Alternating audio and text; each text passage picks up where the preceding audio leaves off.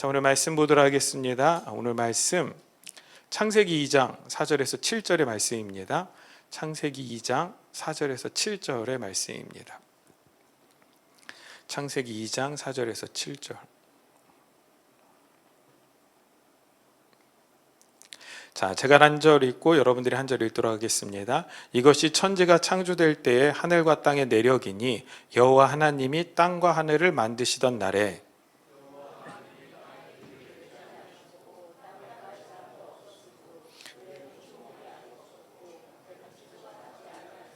안개만 땅에서 올라와 온 지면을 적셨더라.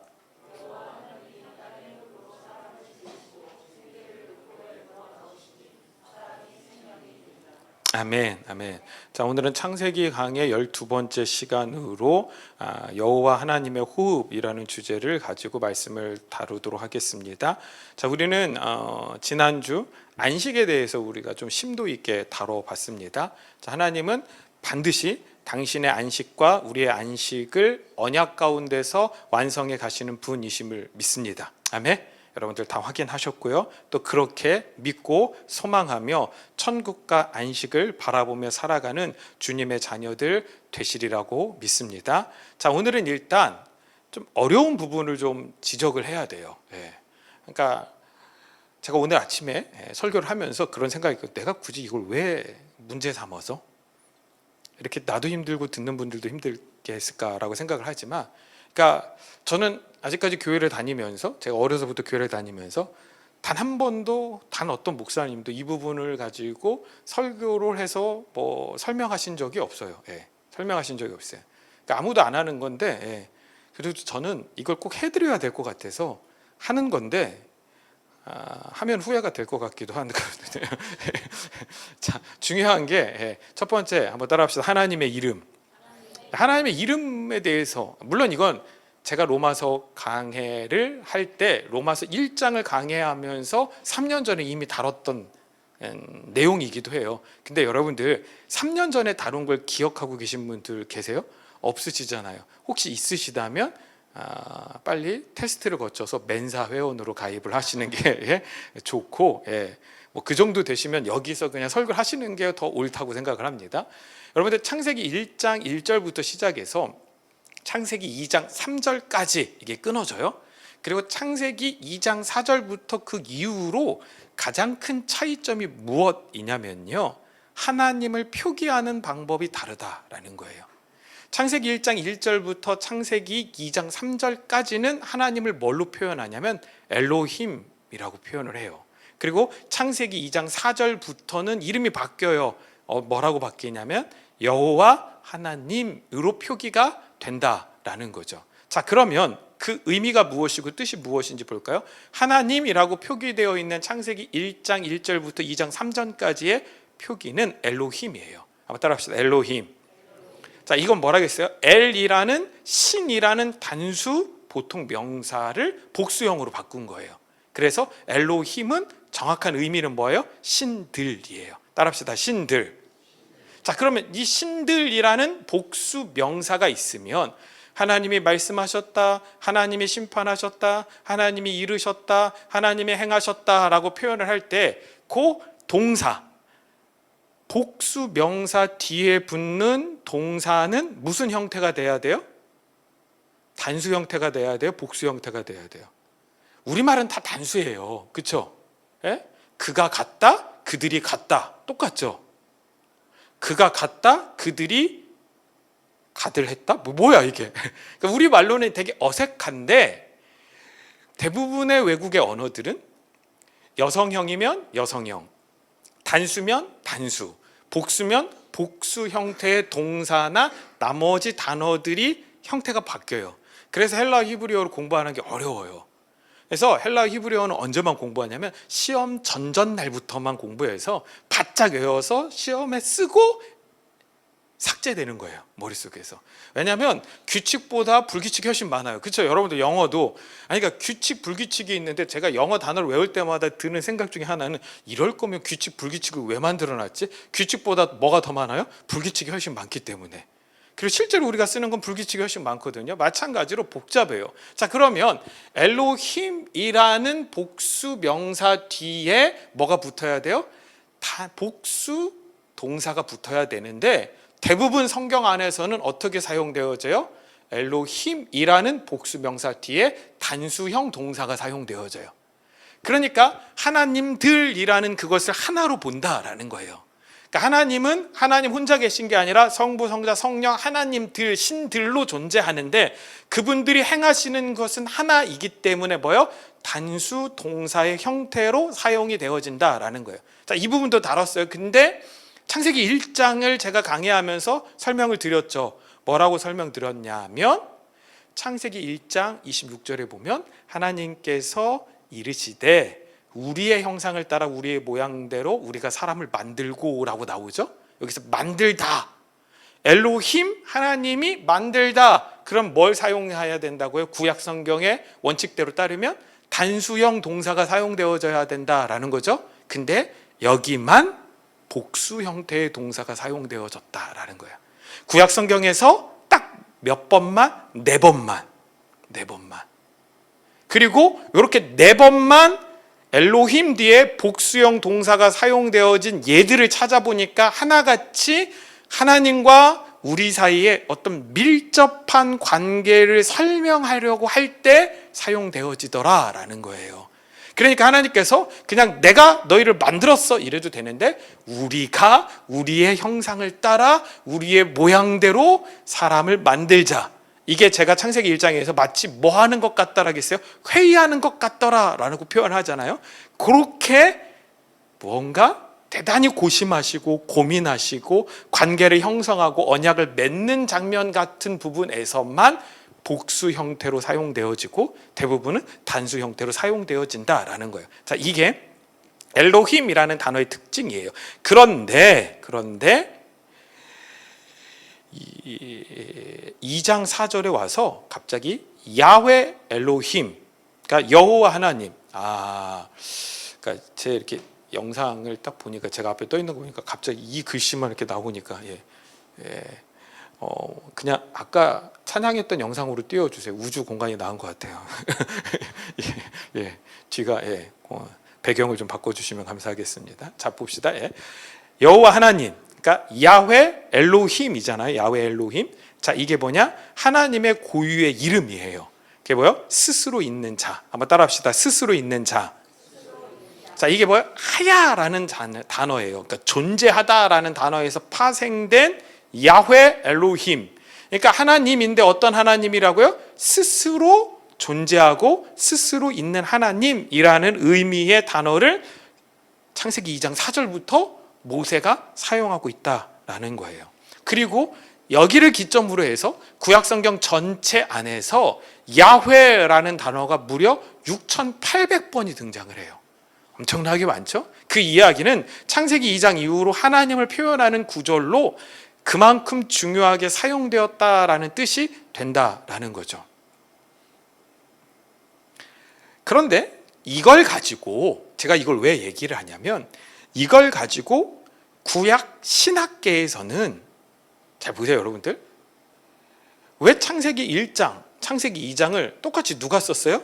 모세가 썼는데 왜 1장에서는 엘로힘이라고 표현하고 왜 2장에서는 야훼 엘로힘이라고 표현을 했느냐 이거야. 이걸 꼬투리를 잡아서 자기네들이 연구를 해봤더니 이건 이렇게 뭔가 짬뽕되어 있는 것 같으니까 한 사람이 썼다고 보기 어렵다, 이런 결론을 내려요. 그래서 엘로힘, 하나님을 엘로힘이라고 표현한 이 문서가 있을 것이고, 그러니까 이 자료가 있을 것이고, 야훼라고 표현되어진 제2 자료가 있었을 것이다. 그래서 우리가 보고 있는 창세기는 적어도 이 두 가지 자료가 합쳐져서 하나의 창세기라는 이야기로 만들어진 것이다라고 주장을 합니다. 저도 신학교를 다닐 때 이렇게 배웠어요. 그리고 시험을 볼 때 이 부분을 아주 잘 설명해서 A+를 받았어요. 그래서 저도 그런 줄 알았다고요. 그런 줄 알았어. 자, 그러면 이렇게 보세요. 이렇게 됐다라고 하면 당연히 이건 누가 썼다는 것? 모세가 쓰진 않았을 거야. 그래서 모세가 창세기를 썼다라는 것도 부정해버려요. 여러분, 이게 신학의 맹점입니다. 그런데 제가 로마서 1장을 강의하면서 이 부분을 이미 설명드렸어요. 그걸 반복해서 설명드리면, 자, 모세는요, 창세기 1장에서 창조의 역사를 서술했어요. 그렇죠? 첫째 날, 둘째 날, 셋째 날 보시기에 좋았더라. 마지막 여섯째 날 뭐요? 심히 좋았더라. 그리고 그 일곱째 날에 하나님께서 안식하셨다라는 창세기 1장의 창조의 역사를 서술한 다음에 창세기 2장에 와서 그 창조의 의미를 설명하고 있는 거예요. 하나님께서 1장에서 이렇게 창조하셨어? 근데 내가 이게 무엇인지 설명해 줄게. 그러면서 이걸 우리가 논문으로 말하면 내가 어떤 문장을 가지고 왔어요? 그럼 그 문장, 그 단어를 가지고 왔어요? 그럼 그 밑에 뭘 달아요? 주석을 달죠. 그래서 마치 창세기 2장은 창세기 1장에 대한 주석처럼 사용되어졌다라고 생각해 볼 수 있다라는 거예요. 그러니까 창세기는 일어난 일에 대해서 육하 원칙, 곧 기사적 관점을 가지고 써내려간 것이 아니라 창세기 1장은 창조에 관한 기록이고 창세기 2장은 이 창조에 대한 모세의 해설서라고 보는 것이 타당하다라고 로마서를 강의하면서 이미 말씀을 드렸습니다. 자, 이렇게 보면 우리는 야훼라는 하나님의 이름을 사용한 것을 설명할 수 있습니다. 자, 어떻게 설명해 나갈 거냐면요, 보세요 여러분들. 하나님이 당신의 이름을 야훼라고 알려주신 걸 누구한테 처음 알려주셨어요? 모세에게 알려주셨죠. 그때가 언제요? 모세를 부르실 때예요. 그러니까 출애굽기 6장 2절에서 3절 보면 하나님이 모세에게 말씀하여 이르시되 나는 여호와이니라. 내가 아브라함과 이삭과 야곱에게 전능의 하나님으로 나타났으나 나의 이름을 여호와로는 그들에게 알리지 아니하였고, 이렇게 나오죠. 자, 하나님이 모세에게 나는 여호와다라고 당신의 이름을 말씀하셨어요. 그리고 뭐라고 말씀하셨어요? 내가 너의 조상들 아브라함, 이삭, 야곱에게는 여호와라고 안 알려줬고 그냥 전능한 하나님, 그게 뭐예요? 엘로힘으로만 나타났다라고 말씀하고 있잖아요. 그래서 내가 너에게 처음으로 내 이름을 알려줄게, 이게 여호와야라고, 야훼야라고 하나님께서 설명해 주고 있는 것입니다. 그러니까 모세의 입장에서는 창세기 1장의 기록을 이미 모세만 알고 있었던 것이 아니라 이스라엘 백성 전체에게 뭐 되어 내려오고 있었어요? 구전되어 내려오고 있었던 하나님의 이야기예요. 그렇죠?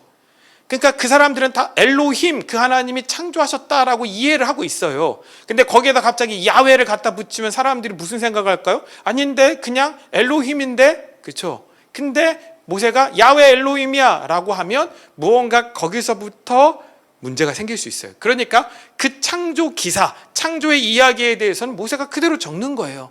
당신들이 조상들로부터 계속해서 듣고 왔고 알아왔고 믿었던 것처럼 엘로힘 하나님께서 천지를 이런 과정을 통하여 창조하셨습니다. 그런데 그 하나님이 누군지, 그렇죠? 그 하나님이 왜 이렇게 창조하셨는지 제가 지금부터 창세기 2장에서 설명해 드릴게요. 근데 그 하나님은 그냥 단순한 신들이라는 전능한 어떤 능력의 하나님을 뜻하는 게 아니라 분명한 이름을 가지고 계신 야훼 하나님이십니다. 아멘? 그 이야기를 지금 설명하고 있다라고 보는 것이 타당하다라는 거예요. 자, 출애굽기 3장 14절 볼까요? 하나님이 모세에게 이르시되 나는 스스로 있는 자이니라. 또 이르시되 너는 이스라엘 자손에게 이같이 이르기를 스스로 있는 자가 나를 너희에게 보내셨다 하라. 자, 하나님께서 모세에게 나는 스스로 있는 자라고 자기 이름을 말씀해 주시는 장면이 등장하죠. 그 장면이 등장하잖아요. 예. 자, 이거 지금 누구만 알고 있는 거예요? 모세만 알고 있어요. 그러니까 이 모세는 이스라엘 백성들을 애굽에서 출애굽시키고 홍해를 건너게 하신 그 하나님을 지금 백성들에게 소개하고 알리고 싶은 거예요. 근데 그 하나님은 천지를 창조하신 하나님과 별개의 하나님이 아니라 동일한 하나님이라는 거예요. 근데 그 하나님이 아브라함과 이삭과 야곱 그리고 그 이전의 사람들에게는 당신의 이름을 알려주시지 않았는데 자기에게 야 그게 나야, 근데 내 이름이 여호와야. 그리고 여호와 하나님은 어떤 존재라고요? 따라합시다. 스스로 있는 분. 그러니까 그분은 뭐에 의하여 만들어지거나 뭐에 의해 탄생되어진 분이 아니라 그분은 스스로 계시고 스스로 존재하시고 스스로 결정하시고 스스로 뜻을 세우고 스스로 역사를 운행해 가시고 주관해 가시는 분이라는 걸 지금 설명해 주고 있는 것입니다. 그러니까 창세기 2장에 넘어와서 하나님이 너희와 언약을 맺으셨어. 어떻게? 스스로 당신의 능력과 권한으로. 근데 그 능력, 그 언약을 너희들이 깨버렸어. 이걸 설명하기 위하여 야훼 하나님을 전면에 등장시키고 있다라는 것이죠. 이제 좀 이해가 되시죠? 이걸 분리해서 생각하시면 안 돼요. 자료가 2개다 3개다라고 생각하시면 안 돼요. 이건 모세가 편집한 의도라고 우리는 이해를 해야 합니다. 이해를. 이렇게 보면 전 신학교 헛다닌 것 같아. 등록금 왜 이렇게 아깝지? 신학교에서 이런 거 안 알려준단 말이에요. 자, 이런 관점으로 보면요, 창세기 1장과 2장에 문제가 또 하나가 있는데 그 문제도 해결해 나갈 수가 있습니다. 자, 그게 무슨 문제냐면요, 창조의 순서가 또 뒤바뀌어요. 이거 심각하다니까요. 심각해. 하지만 모세는 지금 창세기 2장에서 나는 지금 창조의 순서를 이야기하는 것이 아니라 창조의 사건이 우리에게 주는 의미가 무엇인지를 말해주려고 합니다 라고 설명해요. 그게 어디 나오냐? 4절. 오늘 본문 4절 볼까요? 이것이 천지가 창조될 때에 하늘과 땅의 내력이니 여호와 하나님이 땅과 하늘을 만드시던 날에 라고 나오죠. 자, 여기서 보세요. 이미 뭉개버렸어요, 모세가. 여호와 하나님이 땅과 하늘을 만드시던 날에. 그리고 이게 뭐예요? 하늘과 땅의 내력이다. 근데 이 내력이라는 이 단어가 개역 한글판에서는 뭐라고 나왔냐면 대략이라는 단어로 사용되어졌어요. 그리고 이 단어가 톨레도트라는 단어인데 계보 역사예요. 그러니까 1장과 2장은 분리되어 있는 이야기가 아니라 이미 이 톨레도트라는 단어를 사용함으로 말미암아 모세가 설명하는 거예요. 야, 내가 1장에서 서술한 창조가 무엇인지에 대한 계보, 그 창조의 의미, 그 창조의 역사, 톨레도트를 내가 설명해 줄게 라고 이어받아서 이야기를 진행하고 계시다라는 거예요. 그러니까 이걸 분리해서 해석하는 신학자들은 정말로 이 톨레도트라는 단어를 인지하지 못한 거예요. 그러니까 단순히 하나님의 이름이 다르잖아, 이거 하나 보는 거예요. 이런 문제가 왜 생기는지 아세요? 여러분들, 과학은 연구되어진 지 한 200년? 250년? 뭐 이 정도밖에 안 돼요. 그런데 신학은 예수님 이후부터 한 2000년이 넘는 기간 동안 계속해서 연구를 해갖고 와요. 그러니까 박사 중에서 가장 많은 박사를 배출한 게 신학이에요. 그리고 더 이상 박사들이 논문을 쓸 게 없으니까 이제 학문을 쪼개요. 그렇겠죠? 처음에는 신학이었겠죠. 그걸 구약, 신학으로 나눴겠죠. 신약으로. 그리고 구약 안에서 역사학, 뭐 나도 안 하는 거예요. 신약 안에서 막 나중에는 뭐 바울 신학 해가지고 막 또 따로 떼서 바울만 연구해. 그분들은 예수도 몰라. 그냥 바울만 연구해. 바울만. 자, 보세요, 여러분들. 내가 논문을 써야 돼. 근데 뭔가 독특한 걸 써야 돼. 근데 이렇게 해봤더니 1장은 엘로힘인데 2장은 야훼네? 이거 갖고 논문을 쓰는 거야. 근데 이 논문이 히트를 치잖아요. 주로 이런 논문을 누가 썼냐면 독일 사람들이 썼어요. 그 사람들이 약간 머리가 좋잖아요. 그러니까 이런 거 딱 캐치해가지고 그럴싸하게 써내면 모든 신학계가 거기에 흥분해서 이게 맞다. 아니, 하나님이 맞지 왜 그 사람이 맞아? 그렇죠? 근데 그게 맞다라고 하면서 쫓아가는 문제들이 발생한다라는 거예요. 근데 모세가 이미 밝혔어요. 나는 지금부터 1장에서 서술되어진 창조가 무엇인지를 지금 2장 4절부터 설명해 나가려고 합니다. 여러분, 이걸 오해하지 않고 정확하게 인지하고 받아들이실 수 있길 간절히 바랍니다. 자, 5절 볼까요? 창세기 2장 5절 보면 여호와 하나님이 땅에 비를 내리지 아니하셨고 땅을 갈 사람도 없었으므로 들에는 초목이 아직 없었고 밭에는 채소가 나지 아니하였으며. 자, 여기서 이상한 게 뭐예요? 없죠? 여러분들이 보실 때는 없어요. 뭐 이상한 게 어디 있어? 하나님 말씀인데, 그쵸? 아니, 보세요, 여러분들. 땅을 갈 사람도 없었어. 자, 땅을 갈 사람도 없었다라는 건 뭐예요? 아담을 창조하시기 전이라는 거죠. 자, 아담을 창조하시기 전에 들에 뭐도 없었대요? 초목이 없었고 밭에 채소가 나지 않았대요. 여기서 이상한 게 있어요, 없어요? 내 눈에는 없는데 자꾸 물어보시니까 있긴 있는 것 같아요. 뭐 이런 거죠. 나는 안 보이는데 자꾸 그러시니까 뭔가 찝찝하긴 하네요. 예. 여러분들 3년 전 거는 기억이 안 나셔도 한 달 전 거는 기억을 하셔야죠. 예? 창세기 1장 2절 보면 땅이 풀과 각기 종류대로 씨 맺는 채소와 각기 종류대로 씨 가진 열매 맺는 나무를 내니 하나님이 보시기에 좋았더라. 자, 지금 아담을 짓기 전에 창조의 셋째 날에 하나님께서 아래 궁창에서 육지를 끌어올리시고 그 육지에서 드디어 채소와 각기 종류대로 씨 가진 열매 맺는 나무를 자라게 하셨어요. 그쵸?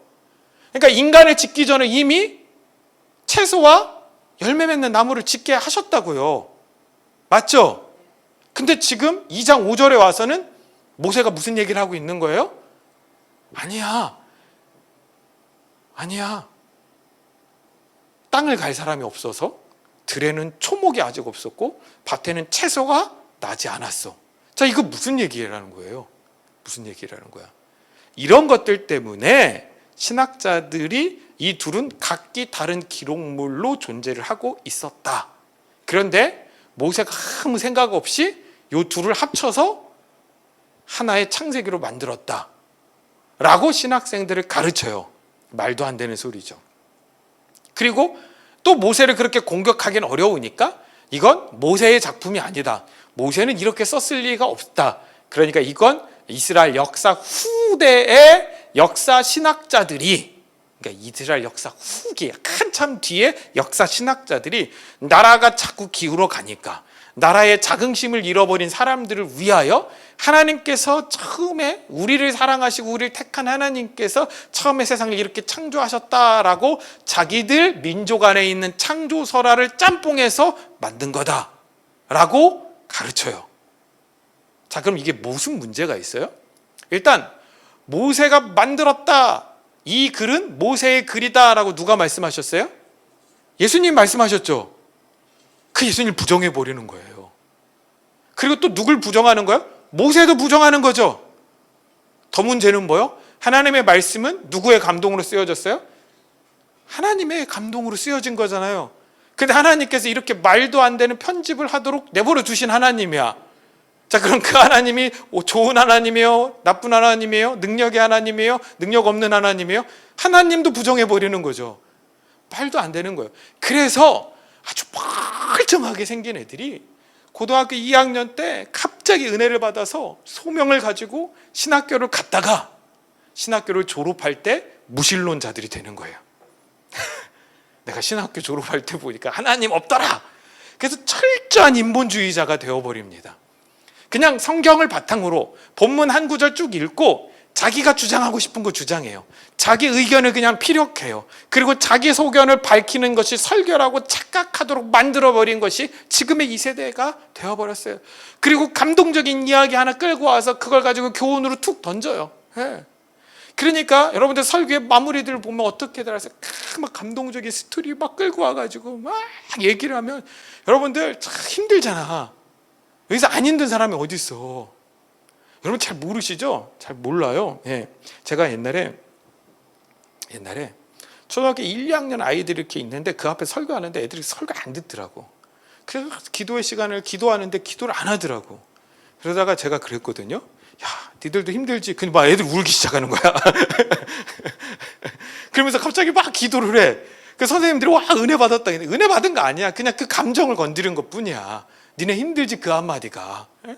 그러니까 눈물이 나는 거야. 그러니까 우리는 착각하면 안 된다니까. 내가 눈물 흘려서 은혜 받는 게 아니라니까요. 예.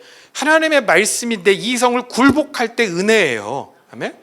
근데 그게 아니라 그냥 교훈의 말, 감동적인 이야기, 스토리 막 이런 거 하나 끌고 와서 막 드라마 이야기, 영화 이야기, 뭐 요 오늘 같은 뭐요 BTS 어제 공연한 이야기 뭐 이런 거 끌고 와서 그 한 마디 툭 던지고 막 사람들에게 감동도 주고 기쁨도 주고 그게 끝이라고 생각을 해버리는 게 설교가 되어버린 시대를 살아가고 있다라는 거예요. 아니에요, 여러분들.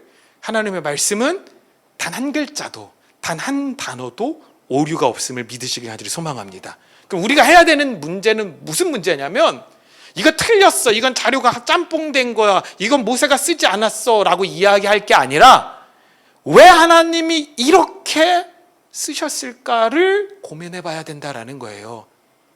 이해되시죠? 근데 이게 해답이 안 나니까 다른 원인들을 가지고 성경을 분해해서 해체해버리고 끝나버려요. 지금 이 작업을 누가 한다? 가톨릭이 한다고요. 가톨릭이. 평화방송 같은 데 보면요, 신부들이 나와서 이렇게 평신도들 앉아놓고 제2, DP 이런 거 가르쳐요. 신학교에서 가르치는 거 가르쳐요.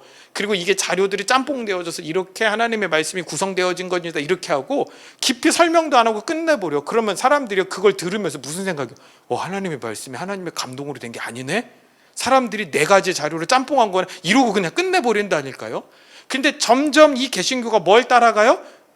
가톨릭을 따라가죠. 그러니까 우리도 곧 이 이야기하고 끝낼 경우가 많다니까요. 여러분들, 한 20년 전에 독일 신학이 어땠는지 아세요? 독일은요, 앞에서 전 그분 독일 목사님의 간증을 직접 들었어요. 자기가 예수 그리스도를 안 믿었대요. 독일 신학교에 입학하면요, 학장이 성경책을 들고, 여러분들 이걸 믿으십니까? 이거 믿으면 학교를 떠나세요. 우리는 이걸 믿음으로 가르치는 게 아니라 이걸 교과서 텍스트로 가르칩니다. 거기서 배출된 게 목사예요. 그래서 그 사람이 설교를 하면서도 그랬대요. 이거 믿으려면 믿고 말라면 말으라고. 설교를 그랬대요. 근데 나는 이렇게 한다고 해서 철저한 인본주의로 설교하다가 어느 날 예수 그리스도를 만나고 뒤집어지더. 그리고 간증하는 이야기를 제가 들었거든요. 여러분들, 독일 신학은요, 하나님을 부정해요. 부정해. 자기 의견, 자기 생각대로 하나님을 쪼개고 성경을 쪼개서 해체하는 걸로 끝내버려요.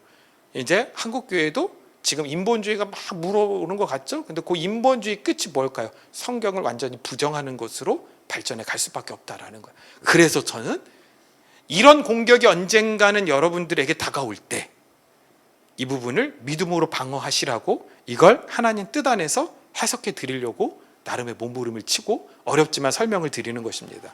자, 좀 전에 4절에서 모세가 내가 창세기 1장의 창조에 내려 곧 중요한 포인트를 짚어줄게 라고 말한 다음에 5절에서 아담이 창조되기 전에는 초목도 없었고 채소도 없었다라고 기록하고 있어요. 그렇죠? 그러니까 우리 눈에는 뭐만 보이냐면 셋째 날에 이미 채소도 지으시고 풀도 지으셨는데 왜 없다고 할까? 이것만 보이는데, 우리가 5절에서 집중해야 되는 포인트는 초목이나 채소가 아니라 땅을 갈 사람. 한번 따라합시다. 땅을 갈 사람. 여기에 집중해야 한다라는 것입니다. 하나님께서 창조하신 이유는 아담과 언약을 맺기 위해서 창조하신 거예요. 그렇죠? 아니, 그렇기 때문에 모든 창조물들의 실질적인 시작점, 하나님께서 첫째 날 창조하시고 둘째 날 창조하시고 셋째 날 하시고 마지막 여섯째 날 가서 누굴 만드세요? 인간을 만드시고 창세기 1장 26절부터 28절까지 말씀을 주시고 언약을 주셔서 그 아담과 뭘 맺으세요? 언약을 맺으시죠. 언약을 맺으세요. 그 언약을 맺은 그 순간부터 하나님이 창조하신 모든 창조물들의 실질적인 운행이 시작되는 거예요. 그렇죠? 그래서 이 포인트를 짚고 있는 거예요. 아니, 하나님께서 아담에게 뭐라고 말씀하셨어요? 땅을 정복하라, 땅을 다스리라, 땅에 충만하라. 이게 언약이에요. 네가 통치의 대리자가 돼야 돼 라고 말씀하셨어요. 맞죠? 그러니까 이 통치의 대리자가 세워져서 하나님과 언약이 시작되어지고 그 언약의 시작점부터 아담이 통치의 대리자로 서는 그 순간부터 하나님께서 아담을 위하여 창조하신 만물의 시작이 본격적으로 시작되어지는 거예요. 그래서 이런 표현을 쓰고 있는 거예요. 어떤 표현이요? 초목이 있다 없다가 중요한 게 아니라 땅을 갈 사람이 없어서 아직 시작이 안 됐어. 근데 땅을 갈 사람 누구예요? 아담. 그 아담이 하나님의 뜻대로 통치의 대리자로 세워지고 언약이 체결된 그 순간부터 이제 천지의 모든 것들은 시작되었어 라는 포인트를 짚고 계신 거예요. 혹시 우리가 오해할까 봐 모세는 어김없이 우리가 알아야 되는 포인트를 남겨놓았습니다. 그게 셋째 날 창조에서 땅이라는 단어가 등장합니다. 이건 뭐예요? 한번 따라합시다. 에레츠. 그냥 에레츠예요. 이거 다른 거 없어요. 그냥 땅이에요. 땅. 예. 그런데 2장 5절에 와서 땅이라는 단어보다는 뭐가 나와요? 들과 밭이라는 단어가 나와요. 그렇죠? 들에 밭에. 근데 우리말은 되게 웃긴 게 들로도 해석하고 밭으로도 해석을 했거든요. 근데 이 단어가 같은 하나의 단어예요. 원래 히브리어 하나예요. 그냥 사데라는 이 단어가 2번 반복했는데 이걸 두 번 반복한 단어를 똑같이 해석하면 재미없다. 여러분들 어렸을 때 우리 글쓰기 배우셨죠? 글쓰기 배웠잖아요. 그래서 반복하면 안 돼. 그래서 그 표현을 바꿔라. 이렇게 해가지고 거기에 충실한 성경 해석학자가 이걸 하나는 들로 하나는 밭으로 번역을 해놓은 것 뿐이에요. 같은 사대예요. 근데 이 사대라는 단어가 무슨 의미냐? 들, 밭, 경작지. 근데 이 경작지라는 의미는 어디서 왔냐? 넓게 펼쳐지다라는 의미의 고대어에서 유래가 됐어요. 자, 넓게 펼쳐지다. 무슨 뜻대로? 하나님의 뜻대로. 누가? 아담이 무엇이 돼서? 통치의 대리자가 되어서. 그렇죠? 그러니까 아담이 이제 하나님의 명령을 받아 언약대로 자신의 손을 펼쳐서 땅을 갈아엎기 시작한 그 순간부터 만물이 시작되더라. 그래서 모세는 땅이라는 단어를 놓고 뭐요? 들과 밭. 그리고 들과 밭이라는 의미가 뭐예요? 우리가 갈고 닦는 것, 우리가 경작하는 토지, 영역을 뜻하잖아요. 그 의미를 담아내고 있다라는 거예요. 그러니까 인간이 경작하고 다스릴 사대, 밭과 들에는 초목이 없었다라는 거예요. 이미 셋째 날에 하나님께서 뭐요? 채소와 각기 자라는 나무들은 존재하게 하셨어요. 그런데 하나님의 명령대로 아담이 그걸 경작하기 시작한 그 순간까지는 들과 밭에는 초목이 없었다. 어떤 생성물이 없었다. 이 말은 인간이 하나님과 언약을 맺고 그 언약을 수행하여 자신들에게 주어진 땅을 경작하고 풍성한 수확을 얻어야 하는 일들이 아직 시작되지 않고 있음을 강조해 주는 표현이라는 것입니다. 자, 이해되셨죠? 오늘 지금 두 가지를 이제 우리가 정리를 했어요. 첫 번째는 하나님의 이름. 1장에서 엘로힘, 2장에서 야훼 엘로힘이라고 쓰여진 건 1장은 예전부터 전해대로 오던 창조 이야기를 모세가 그대로 엘로힘, 왜요? 조상들에게는 당신의 이름을 알려주시지 않았으니까 엘로힘으로 표기한 거고, 2장에서부터는 모세가 그 1장을 설명하는 것, 그렇죠? 뭐라고 설명하는 거예요? 야, 그 하나님이 나에게 나타나셔서 당신이 스스로 있는 자 야훼라는 이름으로 알려주셨어 라고 하면서 그 야훼 하나님이 어떻게 스스로 언약을 맺으시고 스스로 언약을 이행시켜 나가는지를 설명하는 것이 2장부터 시작되어지는 이야기다라고 기억을 하시고, 또 하나의 문제, 어떤 문제예요? 창조의 순서의 문제. 셋째 날에 이미 그 땅에 초목이 자라게 하셨는데 2장 5절에 와서는 뭐요? 경작할 사람이 없었으므로 들과 밭에는 초목이 없었다. 이건 초목이 없었다라는 것을 강조하는 게 아니라 뭐요?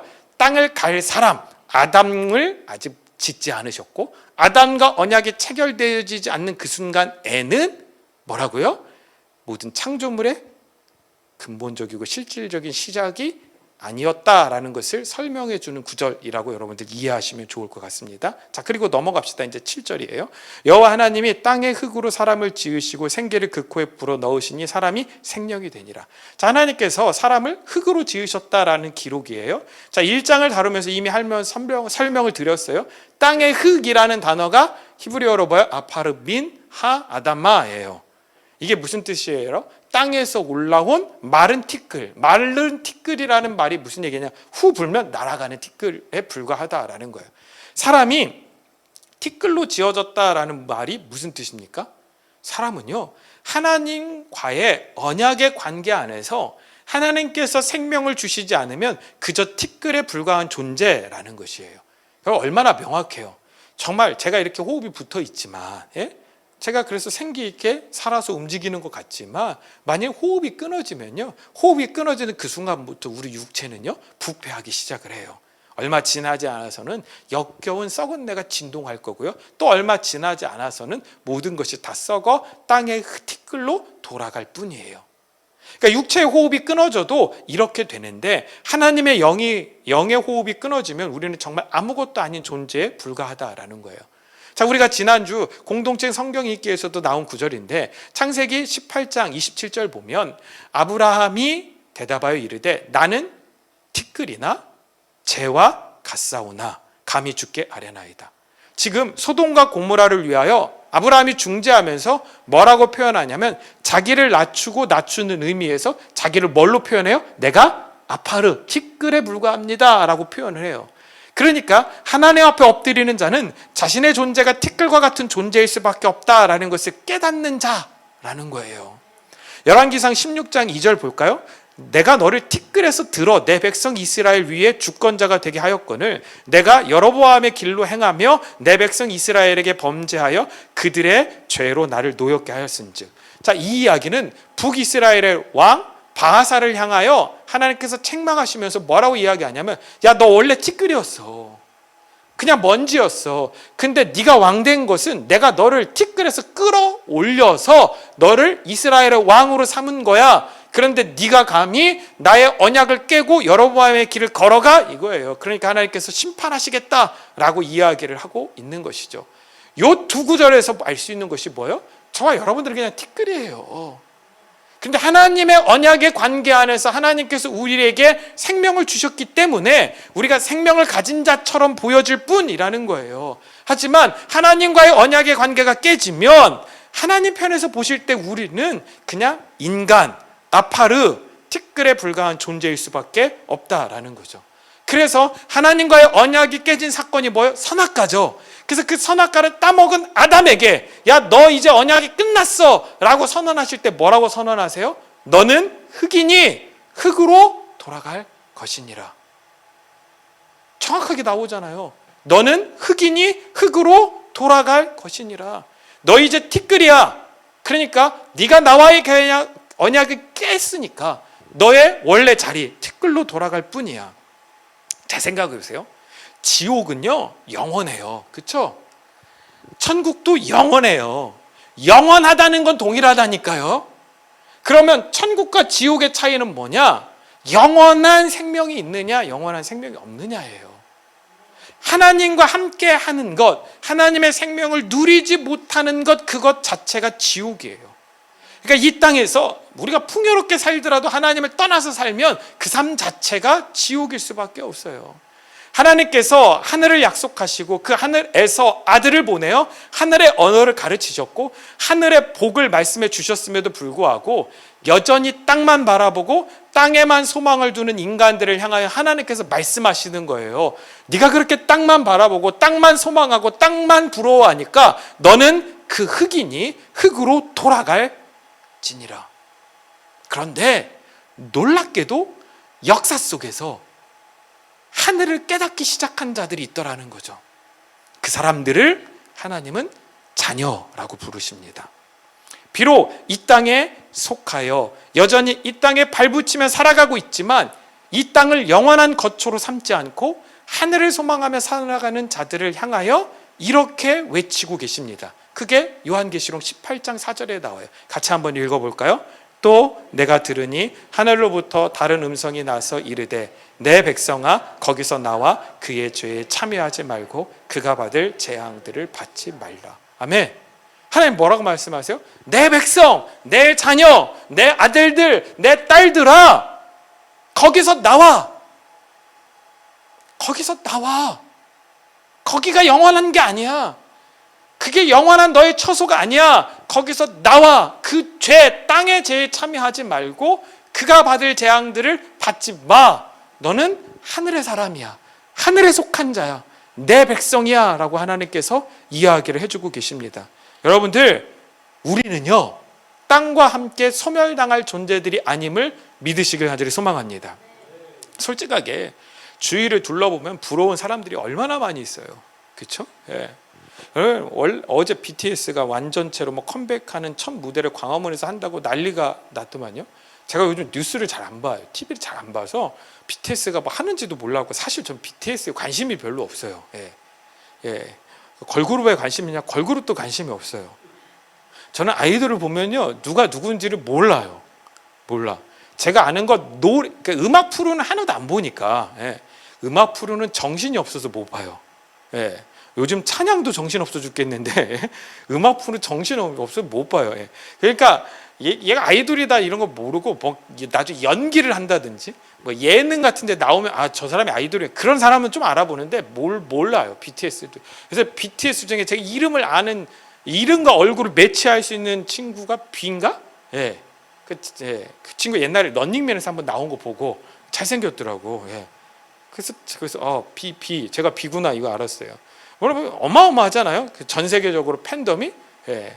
그러니까 오죽했으면 지금 BTS들이 다 군대 갔다 오고 해가지고 지금 완전체로 컴백을 하는 건데, 이 BTS가 군대를 갈 때 무슨 얘기를 했어요? 대한민국이 이제 안전하다.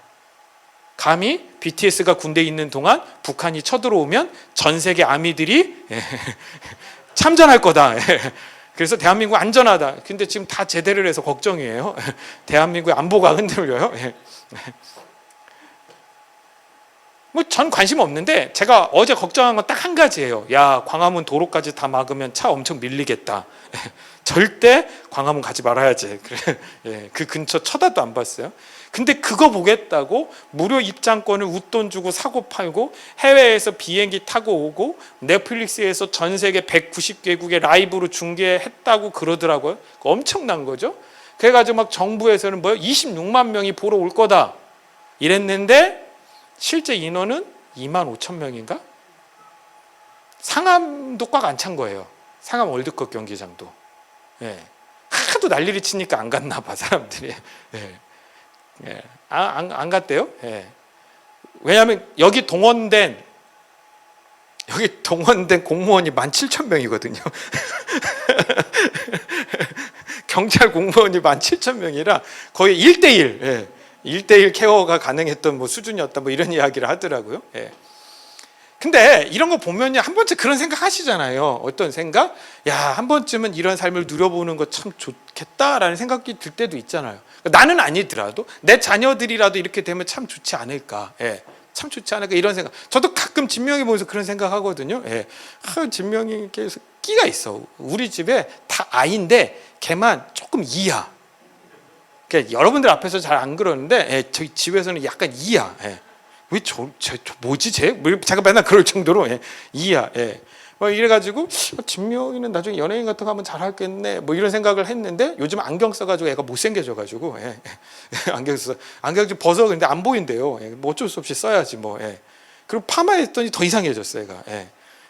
근데 어찌됐든 그런 생각들을 우리가 한 번씩은 한다고요. 근데 성경이 뭐라고 해요? 그거 다 부질없어 지금 이야기하잖아요. 여러분 어제 같은 날 무슨 일이 있었어요? 대전의 자동차 부품 공장에서는 큰 불이 나서 무려 14명이 죽고 60명이 아주 심각한 부상을 당하는 끔찍한 참사가 발생했습니다. 여러분 인생 정말 아무것도 예측할 수 없잖아요. BTS가 태어날 때부터 걔가 이렇게 인기를 얻을 걸 누가 생각했어요? 아무도 생각 못했겠죠. 어제 아침에 자동차 부품 공장에 토요일임에도 불구하고 출근하는 그 사람들이 그날로 자기의 인생이 이렇게 끔찍한 사건과 사고를 통해 끝날 거라고 누가 예측할 수 있겠습니까? 예측할 수 없어요.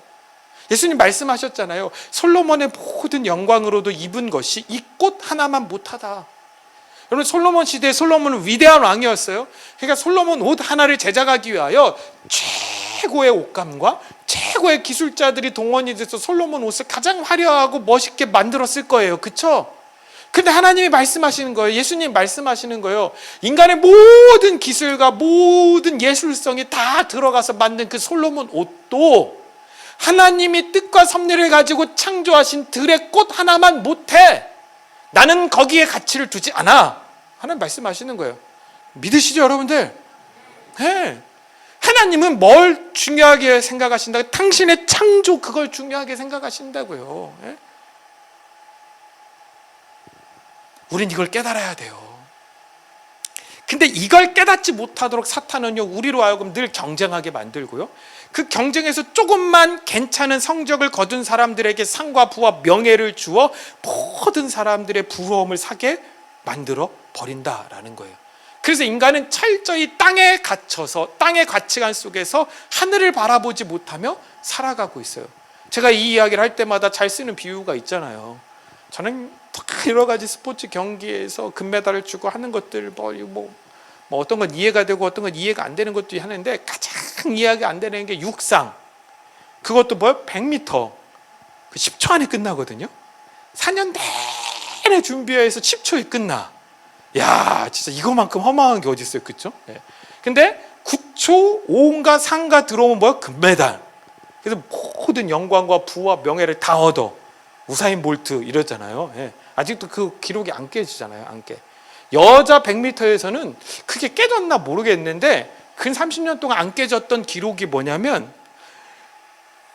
제 기억이 정확하다면요, 88 서울 올림픽 때 그리피스 조이너라는 흑인 여성이 세운 여성 100m 기록이 아직까지 안 깨진 걸로 제가 알고 있거든요. 제가 스포츠에 관심이 많아서, 관심이 많지만 그 100m를 볼 때마다 무슨 생각이 드냐면, 저와 여러분들의 인생 가운데서 100m를 9초에 끊든지 13초에 끊는지 큰 차이가 있나요? 별 차이 없다고요. 그렇죠? 9초에 가도 밥 먹고 13초에 가도 밥 먹어요. 가끔 마음이 쫄릴 때는 한 번씩 있어요. 언제냐면 주일날 저 횡단보도 건널 때, 요 앞에 횡단보도 건널 때, 요 횡단보도가 잘 안 바뀌거든요. 시간 텀이 길어서 어떻게든 빨리 건너가고 싶, 그때는 좀 빨리 가고 싶다는 생각이 들지, 나머지는 9초에 가든 13초에 가든 별 상관이 없어요. 그렇죠? 근데 그걸 경기로 만들어 버리는 거예요.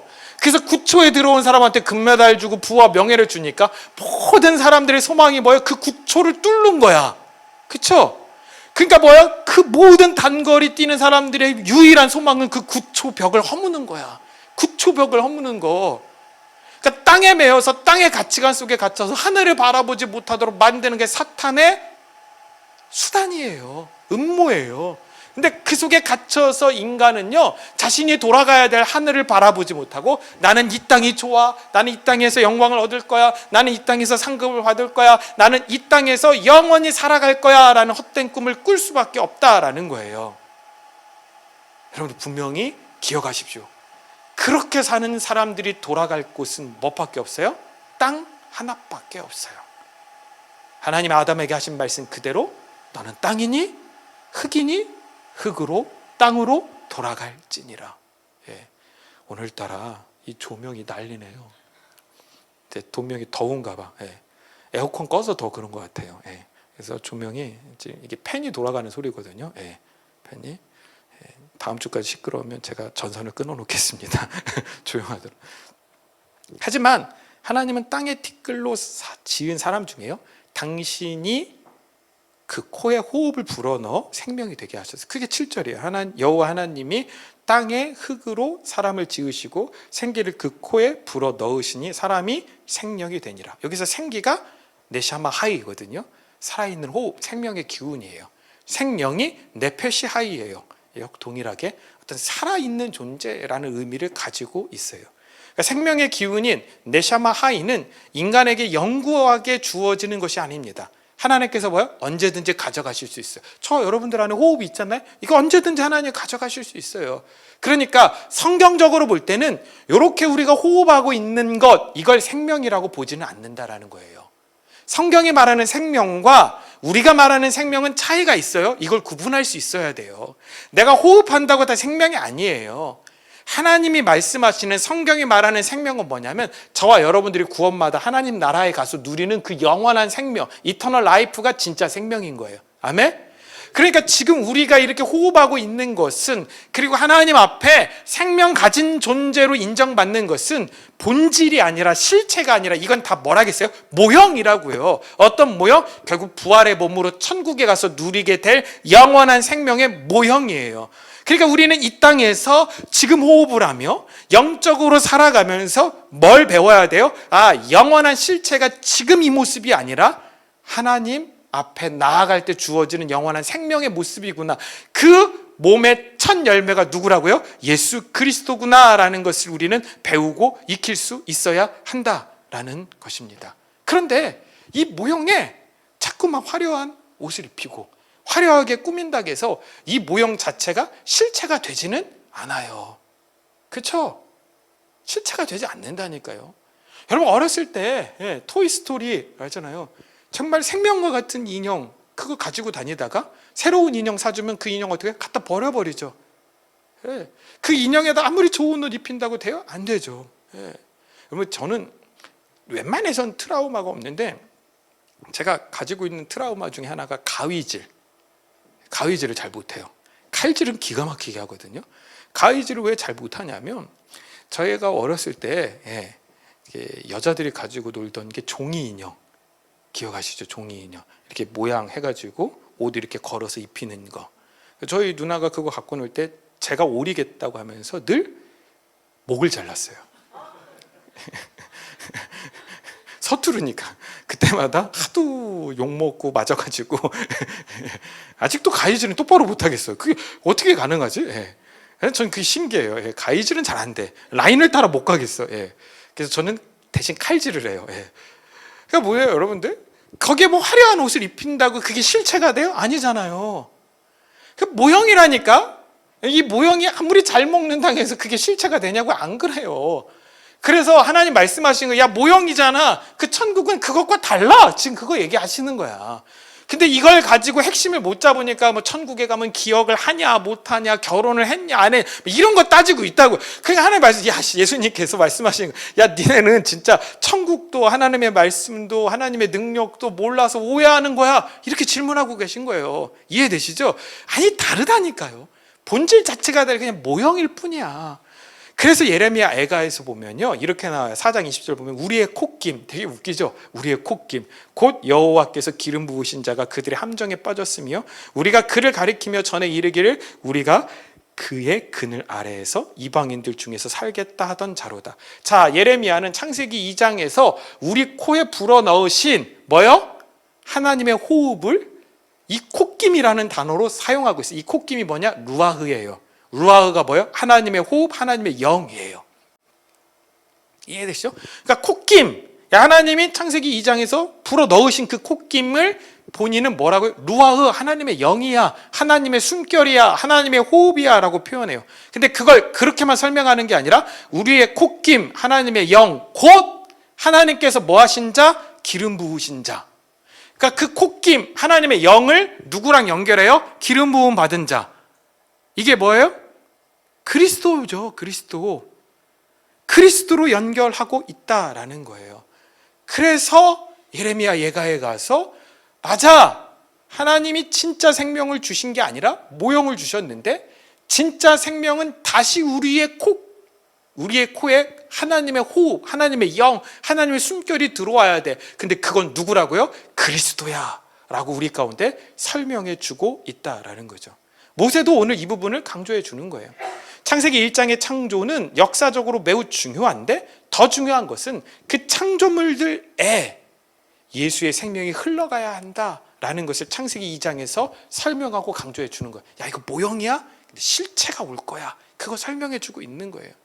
이걸 깨닫게 된 예레미야는 남유다의 멸망을 지켜보면서 패역한 자신의 나라에 기름 부으신 자의 생명의 콧김이 필요하다라고 슬픈 노래를 지어 부르고 있어요. 여러분, 이 시대 마찬가지예요. 여러분, 이 나라의 정치를 또는 이 나라의 경제를, 교육을, 이런 것들을 보면서 여러분들이 개탄하고 계시다면 그냥 개탄만 할 것이 아니라 하나님, 이 나라 가운데 하나님의 생명의 콧김, 곧 그리스도가 다시 필요합니다. 그리스도의 기름 부음이 필요합니다. 그리스도의 성령의 놀라운 은혜가 우리 가운데 필요합니다 라고 우리는 기도하고 간구해야 될 줄로 믿습니다. 이 모든 구원의 일은 역사의 주관자이신 하나님께서 언약을 통해 스스로 진행해 가시다. 이게 뭐예요? 야훼라는 단어 안에 들어있는 핵심적 내용이라는 것이죠. 말씀을 정리하겠습니다. 모세는 창세기 2장에서 하나님의 이름을 단순히 신들로 표현하는 것이 아니라 출애굽기에서 자신에게 나타나 이름을 말씀해 주셨던 스스로 있는 자라는 의미의 야훼 하나님으로 표기하기 시작을 했습니다. 이것은 창세기 1장에 기록되었던 창조의 역사적 이야기를 스스로 계시며 스스로 언약을 이끌어 가시는 하나님의 관점으로 해석하고 설명해 주는 일종의 해설서, 주석서와 같다고 이야기를 드렸습니다. 모세는 인간이라는 존재가 본래 티끌에서 비롯되었기 때문에 하나님이 주신 말씀을 결국 우리 멋대로 해석할 것을 너무나도 잘 알고 있었던 거예요. 말씀이 이렇게 주어졌지만 결국 티끌에 불과한 우리는 우리의 멋대로 성경을 해석해 갈 것을 알고 있었기 때문에 모세는 우리로 하여금 하나님을 이해하는 잘못된 방향을 내려놓고 바르게 창조의 원리를 깨달아야 한다라고 창세기 1장에 기록되어 있던 창조의 원리를 우리 가운데 친절하게 설명해 주고 있었던 것입니다. 맞습니다. 하나님께서 우리의 코에 당신의 호흡을 불어 넣지 않으셨다면 우리는 아무것도 아닙니다. 그리고 하나님의 호흡은 예수님의 부활 이후에 우리에게 숨을 내쉬며 하신 말씀 그 한마디로 종결이 납니다. 우리 마지막으로 요한복음 20장 22절 말씀을 같이 한번 읽도록 하겠습니다. 이 말씀을 하시고 그들을 향하사 숨을 내쉬며 이르시되 성령을 받으라. 예레미야가 애가를 통하여 여호와의 콧김, 그 생명의 콧김, 기름 부음 받은 그리스도가 필요합니다 라고 외친 그 슬픈 노래에 예수님께서 응답하셔서 저희를 향하여 숨을 내쉬며 이르시되 성령을 받으라. 저와 여러분들 가운데 하나님의 성령이 기름 부어져 이 땅에서 모형에 의지하여 땅에 의지하여 땅으로 돌아갈 인생을 사는 것이 아니라 하늘을 바라보며 부활의 몸이 결국 실체임을 깨달아 천국을 누리며 살아갈 수 있는 믿음의 귀한 성도님들 되실 수 있게 주님의 이름으로 간절히 소망합니다. 우리 시간에 같이 찬양하며 나아가겠습니다.